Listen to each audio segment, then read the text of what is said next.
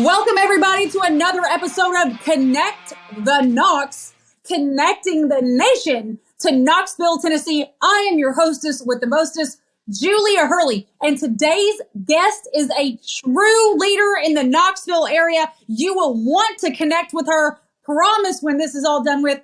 Who we are interviewing today is the president and CEO of Leadership Knoxville. In and of itself, one of the coolest entities in the Knoxville market, Mrs. Tammy White. How are you today? And thank you for being here. I'm doing awesome, Julia. Thank you so much for having me. I appreciate the opportunity to be with you. Absolutely. Tell us, aside from number one, just signing your daughter to a lacrosse scholarship who got recruited. Congratulations, Courtney. Aside from all that amazingness going on, you stay so busy. Thank you. Tell me about leadership. Tell us all about Leadership Knoxville and how you found your way into that and kind of your backstory of Knoxville. Yeah, it's kind of a crazy story. So I will tell you, I came to Knoxville in 1990. I was born and raised in South Carolina, and yes, I'm a Gamecock. I grew up really close to Clemson, right? So I still don't wear orange just because it's sacrilegious at this point. From that in-state rivalry of Carolina Clemson. But I do pull for UT every game, except for this one game every year that when they play my Gamecocks, and I have to pull for my alma mater. So needless to say, this past weekend, I was very surprised I didn't see a single play because I was in Dallas with my daughter at a lacrosse tournament. So we never saw any of it. But anyways, I came to Knoxville in 1990, and I remember coming up and visiting a friend when I was in college, and I remember thinking, wow, Knoxville is like this really cool, fun place. I would love to live here. Never had any thought, that like 6 years later, I would end up here. And I did. And it was just, it's just kind of been a God thing. And I love it. It's been a great place to live and to work and to raise my daughter. And my parents actually retired from their jobs in South Carolina when Courtney was born. And they moved here and they just live up the street from me in my neighborhood. So the family came, right? So it's been a great place. But so I worked for a company out of Wisconsin. I was doing sales for them when I first came here, and ended up leaving that company and doing sales for Bell South at the time. So that shows you how old I am. It's now back to AT&T, right? At the time, nobody knew who AT&T was when I went to work for Bell South. It's kind of funny how all of that comes full circle and makes you dated. But anyways, and then I did a lot of political work throughout the years and just made a lot of friends, a lot of connections. And that's one of the things I've loved about Knoxville is that, being an outsider, it was truly easy to get plugged in here. I mean, people were very welcoming, and Knoxville's really changed a lot. I think back to that 1990 time frame when I first moved here and that I was somewhat bored as a single person. I didn't feel like there was a lot to do. And now there is just a plethora of opportunities every night, and every weekend, you could go and do something in this town where it wasn't always like that when I first moved here, but it's evolved into a phenomenal place again to live and work. Well, tell us a little bit, because I don't know, has Leadership Knoxville always been an entity here? Yes. So, okay. So this is kind of a good history lesson, and I may not get the dates exactly right, but I'm going to be pretty darn close. But it was around 1957 that the first leadership program in the country started, and it was in Philadelphia. And then the second program was Savannah, Georgia, around 1962. And then Atlanta, Georgia was around 1965, 67. And so there was value in doing this. And the reason why they started was really to prepare people for change and things needing to change in these cities. And then you had a whole swath of leadership programs that really evolved in the 1980s. And I believe Leadership Nashville started in 1978. We started in 1984. And it was really the result of Jim Haslam and Honey Alexander being on a trip, economic development recruiting trip to Japan when Lamar was governor. And Honey said to Jim Haslam, does Knoxville have a leadership program like Nashville? And he said, I don't know what you're talking about. And so they had this conversation. And then Mr. Haslam came back to Knoxville and put together a steering committee. And then Leadership Knoxville started in 1984. And so, we'll be celebrating our 40th anniversary in a few more years. But typically there's about 800 leadership programs around the country today. And practically every city has some sort of community leadership development program. The vast majority of the programs that exist today are based through a chamber of commerce. We have always been a standalone 501c3. We just happen to, at this point, lease our space from the Knoxville Chamber, which they're great partners, and they were one of the 3 founding partner agencies, along with United Way and Junior League, when we started to support Leadership Knoxville's evolving. And so you've got 501c3s, you've got the chamber-based model, and then you have a few that are based through a university or community foundation. By and large, what I will tell you, while there are a lot of really strong chamber-based programs, the vast majority of the chamber-based programs are also in smaller rural communities, and so they're not necessarily as big. And so most of your bigger city programs are standalone 501c3s. And right now we consider ourselves, just based on the affinity groups that we're in at a national level, we participate with Austin, Texas, and Cleveland, Ohio, and Denver, and Seattle, and Louisville, and Baltimore, and so there's pretty big cities compared to Knoxville, but we're on par with a lot of them based on the size of our staff, and also the size of our budget and the number of programs that we offer. So that puts us in about probably the top 10% of leadership programs nationally. And right now we are the largest leadership program in the state. As well it should be. I feel like there's a lot of leadership in Knoxville. We all know that real estate is location, location, location. Our team at Just Homes Group Realty Executives has the true expertise, pairing buyers and sellers with the right opportunities. Whether you're looking to buy or sell a home right here in Knoxville, Lenoir City, Clinton, or Farragut, we have the expertise throughout every Knoxville surrounding area. Call Just Homes Group Realty Executives today. You said programs within it. Yes. So this in and of itself is a 501c3. What are the programs inside of Leadership Knoxville? Okay, so I'm glad you asked. So I don't want to miss any of these. I thought I'd tell you a little bit about the first, and I'll walk you through where we are today. So the flagship program started in 1984, and it's a 10-month program. And that's what the vast majority of leadership programs have, is that type of program. And that's really geared for people who are like seasoned C-suite leaders or nonprofit directors. We're very intentional about creating a very diverse group, and that's from racial,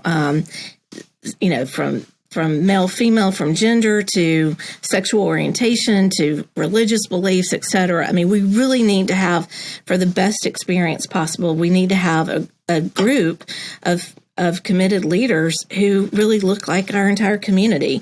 And so that's really important. And that's what gives it, I would say, the depth in making relationships, because people are coming together for this 10-month process, and they're spending an incredible amount of time getting to know people that they would probably never, ever cross paths with otherwise. And that's where the richness happens. It's where people change jobs, or they start organizations, or they start businesses, or they work to find solutions on issues that are happening in the community. So it is more, it's in depth, and our focus is teaching servant leadership in the flagship program. But we are also very intentionally designing the program to talk about our biggest community issues and challenges, and then what are those opportunities. And so it's, carries, we think servant leadership carries this ethical and moral obligation as a leader to do something, right? Mm-hmm. To be a positive change agent. So that's what that program is really about. The second program that we have is called Introduction Knoxville, and it started in 1993. And Natalie Haslam was actually the person who started that program for us. And that program is really geared, it's a 6-week, 1 day a week for 6 weeks. We now run that program. Initially, it started, just that one time every year.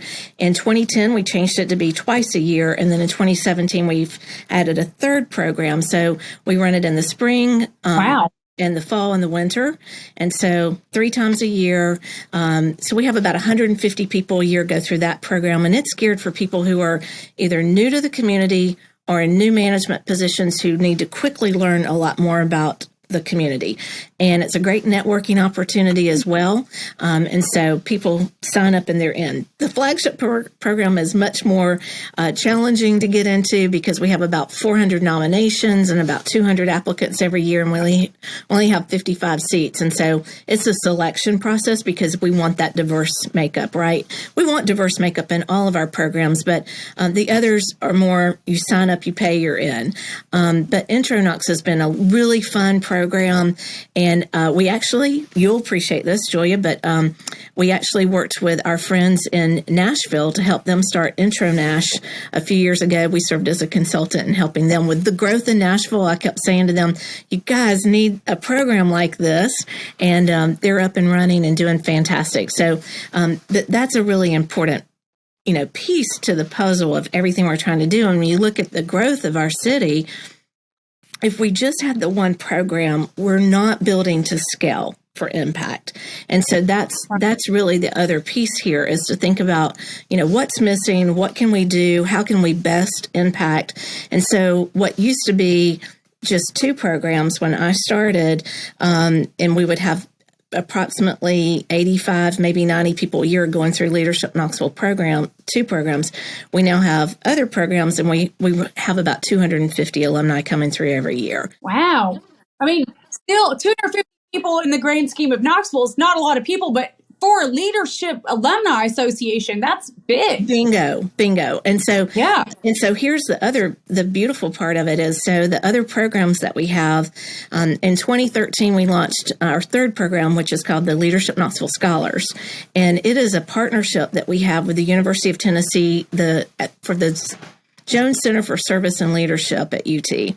And it's a 2-year cohort. And again, they have to apply, they have to compete for the seats, but it's 2 years. So they apply their sophomore year, they go through their junior and senior year. And so we have guest lecturers from our alumni that go to their classes, which are accredited classes. But we also work to pair each scholar with one of our LK alumni to mentor them in their career field. What do they want to do? So we're trying to, how do we keep this best and brightest talent in the region after they graduate? So that's really the intent of the program. Our retention rate's been around 50 to 55%. I mean, we'd like for it to be higher, but a lot of these kids, we've had. What do you mean retention? Like at the graduation rate or stay in the program? How many are staying in Knoxville after they graduate? Gotcha. And so what's interesting, though, a lot of them, they're really bright students, and a lot of them are going to grad school in other states, or they're going to do Peace Corps or Teach for America. And so, but the indicators are that they want to come back to Knoxville, which that makes it a higher percentage, which is great. But we've got work to do. We've still got, to work to keep them here, right? And but the beautiful part of that is that was in the 10 years that we've had it, we've had 23 torchbearers come from our program. So we love that. That's the highest academic honor at UT. Yeah. And one year, all 7 torchbearers were from our program, which that was kind of unheard of.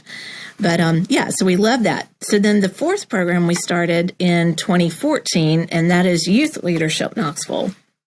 And this is for the students apply their sophomore year, and it's about February timeframe of their sophomore year, and they go through their junior year of high school. And about 3 years ago, I approached Pellissippi State with this idea because I thought, we've got this great partnership with UT, and we love Pellissippi State, and we love Dr. Wise, and how can we do something that would work with them too?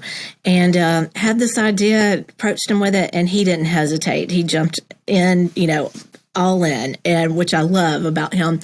But the idea was, could we change our curriculum somewhat for the youth, and could we partner with Pellissippi State and have one of your college professors who teaches leadership teach the leadership curriculum to the youth and make this an accredited class? So the beauty of this, Yeah. we have about 50 to 55 students every year. They come from all Knox County public high schools and private schools, and we have a few homeschool students every year as well. But again, they have to, once they're selected, they have to register as a student at Pellissippi State. And so then they do their classwork online as if were a full-time student at Pellissippi. They are having the experience of communicating with a college professor. So it's kind of giving them a leg up. If they've never done dual enrollment, this is giving them that opportunity to experience what taking a college class is going to feel like. And at the end of their youth leadership year, they earn 3 hours of college credit from Pellissippi State. So we love this program, and it's a lot of fun. I will tell you, Courtney was actually in last year's class. And she still talks to her classmates. And I love hearing the stories of these kids and how they're coming home from college and they have groups getting together. And it's all because their friendships, formed in youth leadership. And I'll tell you, my favorite story was probably about 3 years ago. It was pre-COVID. I guess it was in 2019. I was with our kids, and we'd gone to volunteer at the Knoxville Area Urban League Shoes for Schools. We're one of the largest volunteer groups. We take our kids every year's the Volunteer Service Project. And they're wearing their youth leadership T-shirts, and they help whatever needs to be done. We do it, whether it's picking up trash, interpreting for some of the lost kids to help them find their parents, giving out waters, you name it. And I happened to come across a booth, and it was a senior who had just graduated, and she had been in the class. No, she was going into her senior year, forgive me. But she had been in the previous year's youth leadership class. And I'm like, what are you doing? And she said, I loved this event so much last year that I have spent the last year collecting 2,500 books, and I'm giving them away today. And I've categorized them by ages for the kids. So that's one student. Wow. And that impact of that exposure to this event and how it moved her to action. And that's just a simple example, though, of the things that we see happen. And sometimes we know these stories and sometimes we don't. But that's the beauty of it, right? And when it connects and the servant leadership kicks in and they want to give back and they want to be a change agent. So that's that program. So then in 2017, we actually started what I call as a civic solutions lab, and it's called Connect Knox, and not Connect the Knox, but Connect Knox. And what we've done in this is we were identifying through we did some report cards for the community, and we did those in 17, 18, and 19, where we had the data guys from the chamber and from the city and the county and from UT work together. They had never met, never worked together. And so we put them together to help us measure some key factors, to see, as a city, are we thriving? As a city and a county, are we thriving? And then how do we compare on these indicators to the 865, the region? And then how do we compare to the state? And what it gave us were green, yellow, or red lights of where we're doing good, where we need to be looking out, and where we've got work to do to move the needle in a different direction. And so we're in the process of maybe reconstituting that work. Again, COVID put everything on hold. But when we were identifying issues, part of our work was also, it was trying to identify, like, early childhood literacy was one of the huge indicators for us, right? And so one of the things we did was identify who are the stakeholders that are doing all of this work around literacy. And then we would invite them to meetings. Nobody had ever been inviting them all together to be in one space to talk about what everybody's doing and to talk about where we are and where we need to be and how can we collaborate, how can we work better together to get us, to move that needle. And so that's really the role of Connect Knox. And then in addition to that, another thing that we launched in 2017, and we did it 2017, 2018, and 2019, and I'm committed to bringing it back in 2023, but it was called The Big Table. And what I loved about this, I got this idea from Cleveland, Ohio. Columbus, Ohio. Sorry to my Cleveland friends. It was from Columbus, and they are the ones who launched this, but there are cities all across the U.S. that are doing some sort of event like this. They may call it different things. But what we would do is we would identify a day for the big table. And let's say I'm going to make up a date. It's August 23rd. On August 23rd, leading up to that time, we would ask people all across Knoxville to be a big table host. And so, Julia, if you were a big table host, I'd say, okay, you get to choose what time you want to do it on August 23rd. If it's in the morning, if it's early morning, mid-morning, noon, night, whatever. If it's around, lunch, or if it's around drinks, or if it's just around water and lemonade, whatever that looks like for you. And do you want to do it at your home or your place of business or in a community library? You choose, right? But the concept was you would invite 4 people that you know that probably don't know each other, and you would ask each of them to bring someone that you don't know. Wow. And so the idea was to have 10 to 12 people sitting around a table for about an hour, hour and a half, meeting each other, probably for the first time, and just talking about what are the things you love about our community? What do you love about Knoxville? And, then if there are things that you could change, what would those things be? And I'll tell you, I hosted, and you'll love this as a realtor. I hosted some guys in my neighborhood that had moved here from Chicago several years ago, and they came in 2019. That was the last year that we did it.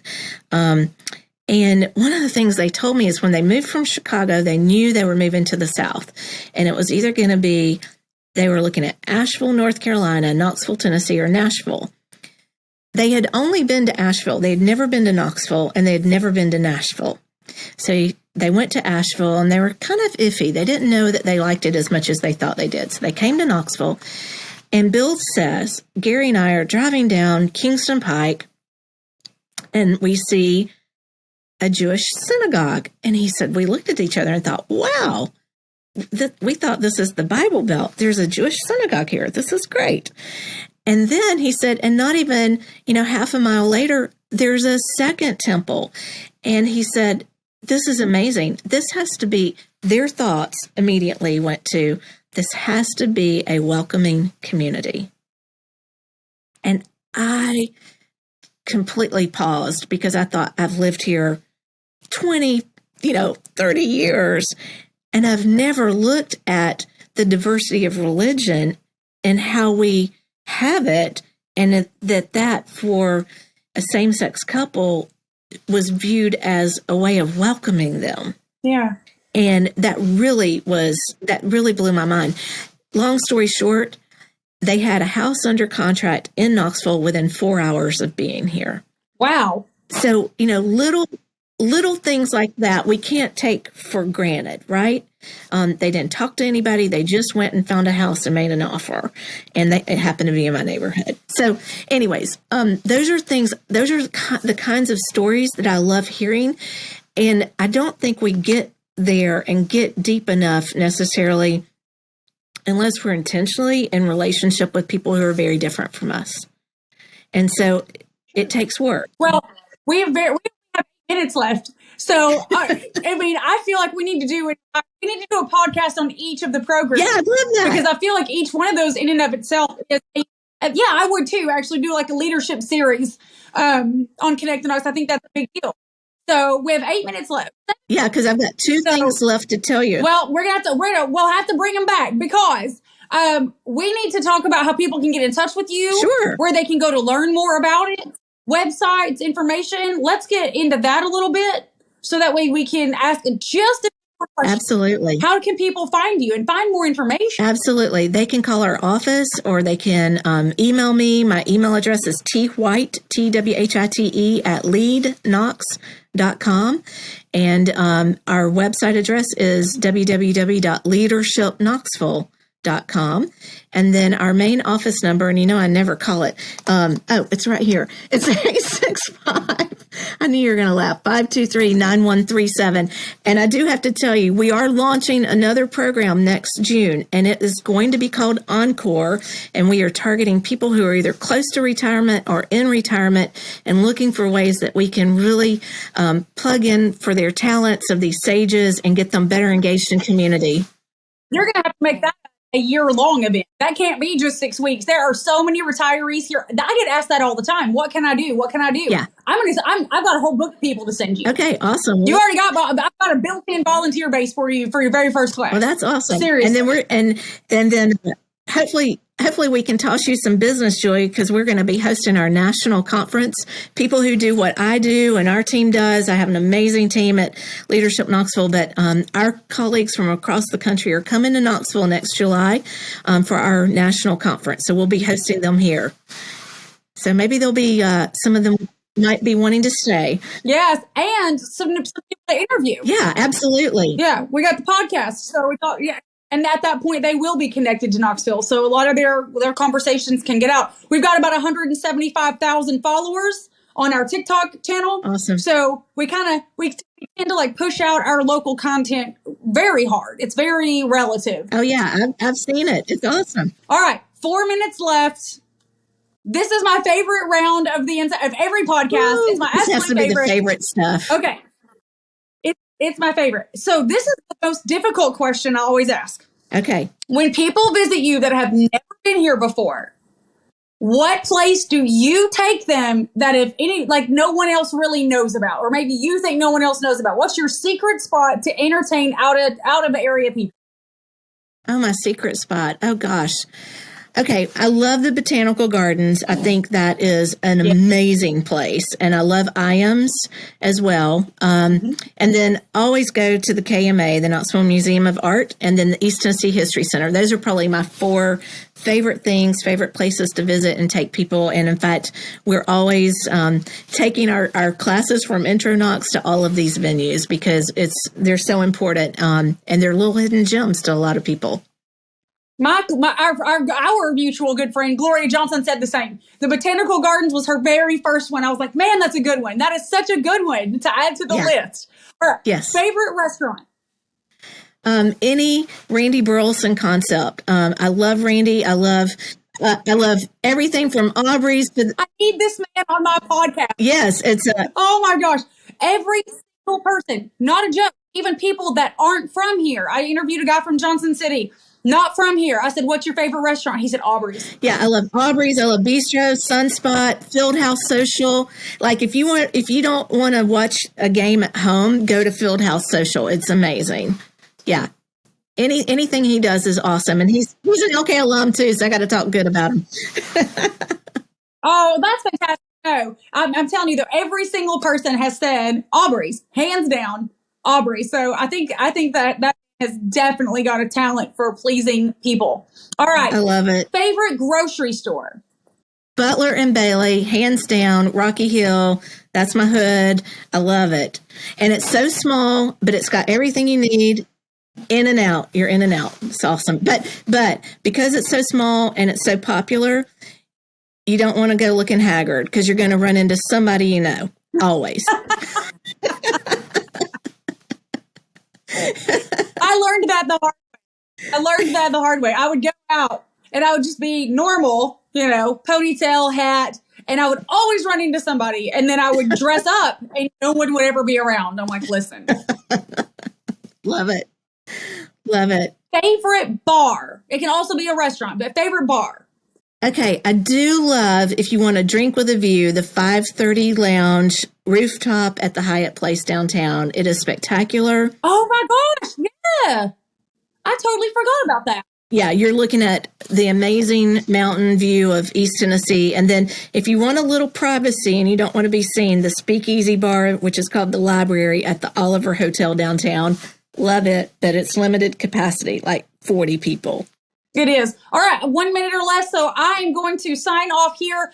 This is Connect the Knox. I'm your hostess with the mostest, Julia Hurley, connecting the nation with Knoxville, Tennessee, and today's guest, and we are having her back to talk about every single one of these leadership programs. Leadership Knox CEO, Tammy White, one of the most important people in Knoxville, and she claims that she's not, which tells you servant and humble leadership is at the forefront of Knoxville. Tammy, thank you. Hug Courtney for me. I'm very excited for her future. Very congratulations. Thank you for connecting the Knox. Appreciate you, Julia. Thank you.